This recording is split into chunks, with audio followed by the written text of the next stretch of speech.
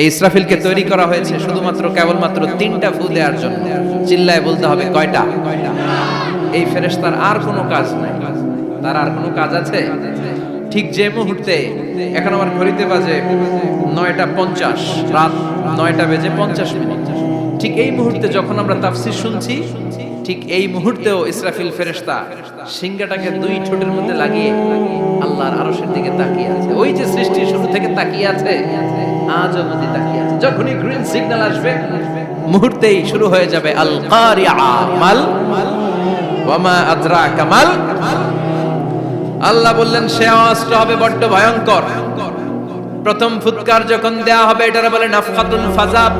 দুনিয়ার সব মানুষগুলো অবাক হয়ে যাবে, পুরো পৃথিবীটা কেঁপে উঠবে, পৃথিবীর বিল্ডিং গুলো দুমড়ে মুচড়ে পড়বে, পৃথিবীর বড় বড় যত পাহাড়গুলো আছে তুলার মতো বাতাসে পাহাড়গুলো তুলিত হতে থাকবে।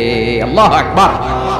আল্লাহ বললেন ইয়াউমা ইয়াকুনুন নাসু কাল ফারাশিল মাবথুস ওয়া তাকুনুল জিবালু কাল আইনিল মানফুশ। সেদিন মানুষগুলো বিক্ষিপ্ত পতঙ্গের মতো নিক্ষিপ্ত হবে যখন আল কারিআ, এই বিকট আওয়াজটা হবে। শুনতেছেন? মনোযোগ আছে? কথা বুঝতে সমস্যা হচ্ছে না তো? 3টা ফুৎকার। কয়টা?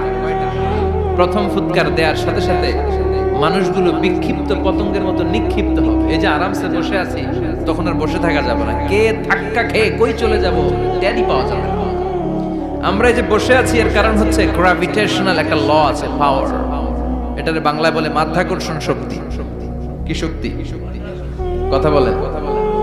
কে আবিষ্কার করছে এটা? হ্যাঁ, কে? বিজ্ঞানের নিউটন, আইজাক নিউটন আবিষ্কার করেছে। আপেলকে সে নিচে পড়তে দেখে গবেষণা করে পেয়েছে গ্র্যাভিটেশনাল পাওয়ার। ওইটা থাকার কারণে পৃথিবীর সেন্টার সবকিছুকে নিচের দিকে টানে, নিজের দিকে টানে, ফলে আমরা বসে আছি। কিন্তু এই মাধ্যাকর্ষণ শক্তির বাইরে যদি আমরা আকাশে উঠে যাই, আর কিন্তু কোনো টানাটানি নাই, আপনি শূন্যে ভেসে থাকবেন।